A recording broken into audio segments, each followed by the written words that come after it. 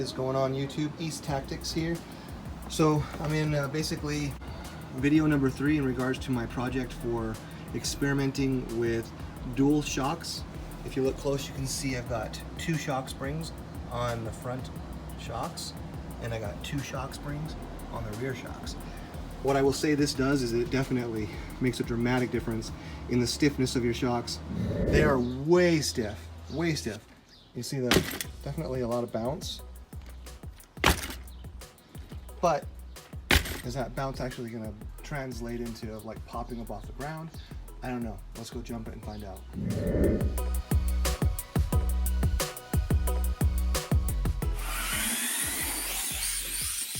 Let's get a ramp going here.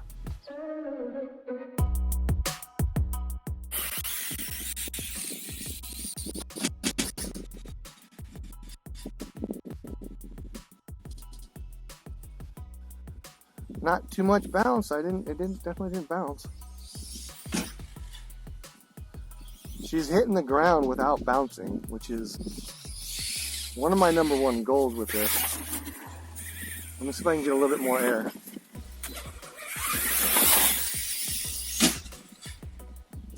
There we go. Got some air there.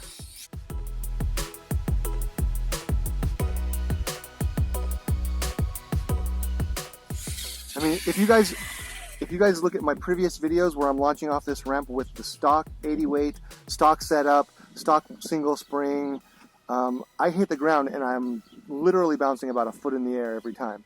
Every time I hit the ground like this with these shocks set up, she doesn't even jump off the ground. Like, I gotta take this to like a field where there's a ton of bumps because I might absolutely hate the way it performs. The way it's landing, I'm kind of digging it. I mean, she's not even bottoming out, like, at all. Normally when I do that, guys, I hear a slap on the ground. When I just do my typical, okay, here, let's throw her down. The springs are just so stiff. All right, guys. So I'm doing further testing right now. Right now I have these shocks as about as stiff as you'll ever get these things. 2 springs on each of my shocks. And I mean, pushing down on this thing, it is like crazy how stiff they are. Granted, I don't anticipate myself keeping it this way. I'm trying to understand, you know, the difference between having extremely stiff shocks versus having really soft shocks. Naturally, you want to have a balance between stiff and soft so that you can go over rough terrain fast and your tires absorb the impact, or you know, you have the sturdy shocks for hitting big jumps and just providing the most cushion for when you land.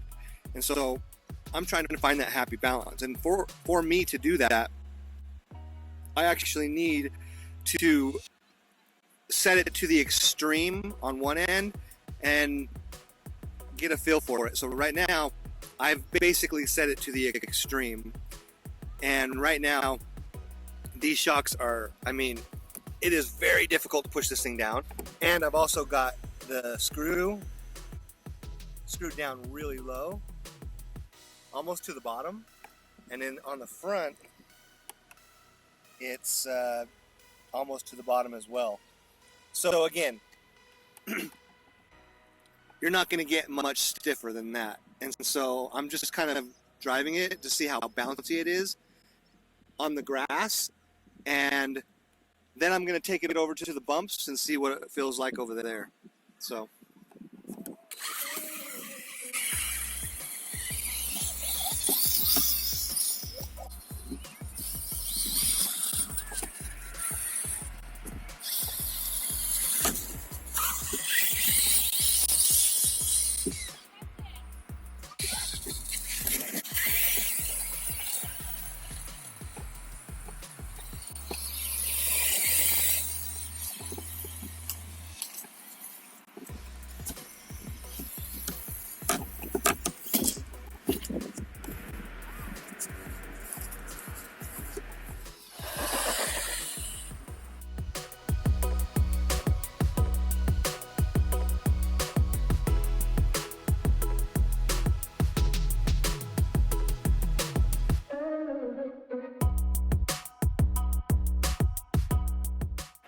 Is it just me, or is that bird like not afraid of anything?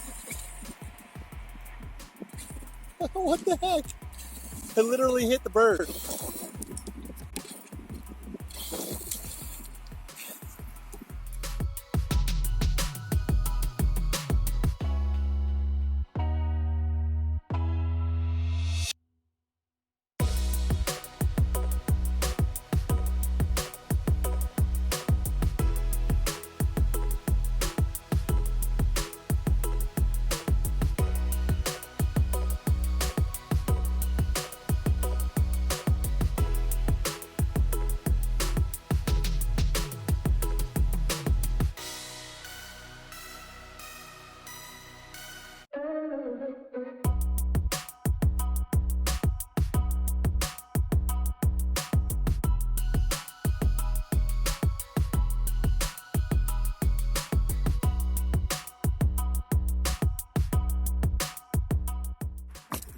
One of the nice things, guys, that I really love about having this kind of insane shock absorption is literally, like, when I toss this thing down to the ground like this, it doesn't hit the ground. It doesn't bottom out. Like, you guys are probably very familiar with this action of basically, you know, taking your car and just tossing it. I can do that and it doesn't bottom out at all. These shocks are just like, I mean, after seeing the way it performed just now on those rocks, there's a fairly decent chance that I might stick with this setup. I was just doing this for testing. I really wanted to get a feel for what it felt like to have extremely stiff shocks. And I'm finding that, you know, especially with the ARRMA Kraton having all these aftermarket things added to it for weight, that even the Techno Springs, the orange Techno Springs, they're just not strong enough. I mean, this thing is begging for a ton more shocks. Maybe there isn't a shock out there right now that's really stiff enough for it, which is why doing this double up that I've done with basically 8 springs on my vehicle, I'm finding it to be very interesting.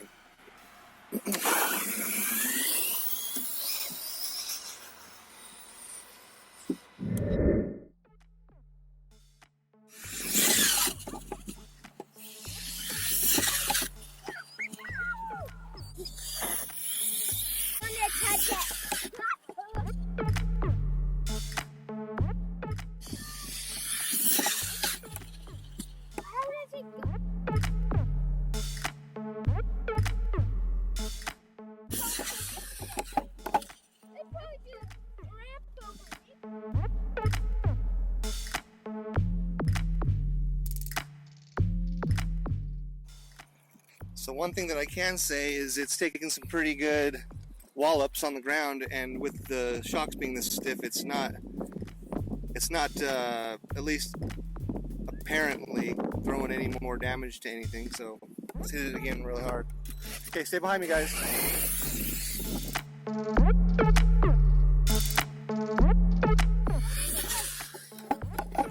Oh.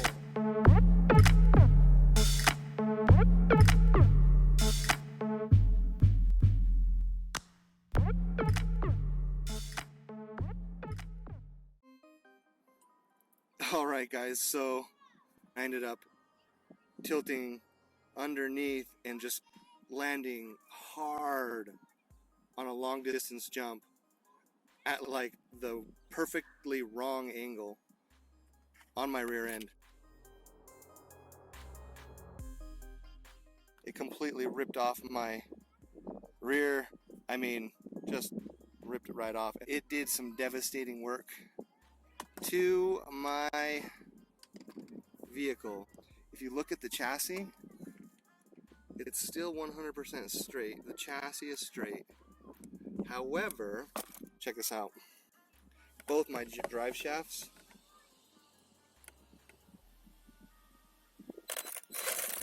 are completely bent. So I think something catastrophic happened to my center differential, and it just completely bent both my drive shafts. So I'll be taking a look at my center diff to see what happened there. I might have actually broken something there, and it just tweaked both my drive shafts, because it didn't bend because of a bent chassis. And I am actually amazed that my shock tower isn't more bent than it already was. So my shock tower and the whole system back here, with the aluminum diff house and this, I mean, I think the biggest thing that happened is something happened with my center differential, and it jacked up my two drive shafts. Oh, and I will say, as far as having the shocks set up like this, absolutely no damage when it comes to my suspension and all that stuff. I had no damage with my A-arms, despite, I mean, these rear bumpers and the front bumpers are amazing as far as protecting your A-arms. But definitely no catastrophes as a related factor when it comes to having the shocks these way. Anyway, as far as the bounce factor with the way these shocks are, I feel like it wasn't too bad. No more than it was when it was stock, that's for sure. So I might end up bringing these up a little bit, and then of course I'm going to be putting in heavier weighted oil so that it doesn't bounce back up as fast. See how you get that kind of wobble? Because it's basically bouncing from this point back up really fast. And I hope 80 weight and smaller pistons in here will mitigate that a little bit. Anyway guys, let me get back to the bench and get this thing fixed up. East Tactics out. Certain things have to take place, and the two biggest factors are changing the pistons and also changing the weight of the oil. I would probably say the most impactful thing is the weight of the oil. The weight of the oil. The weight of the oil.